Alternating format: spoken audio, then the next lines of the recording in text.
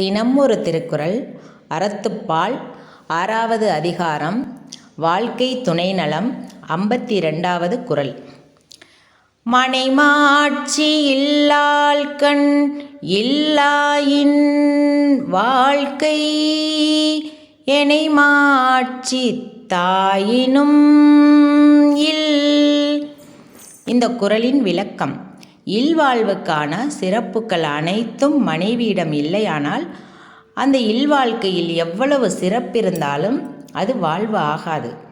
அதாவது, ஒரு குடும்பத்தில் ஒரு இல்லத்தரசிக்கு அன்பான, பண்பான, சிறப்பான, மிக உயர்ந்த நல்ல குணநலன்களும் அந்த குடும்பத்தை பாதுகாக்க வேண்டிய சிறப்பான குணநல பண்புகள் இல்லை அப்படின்னா பிற எத்தனை சிறப்புகள் அந்த குடும்பத்துக்கு இருந்தாலும் அது சிறப்பே ஆகாது.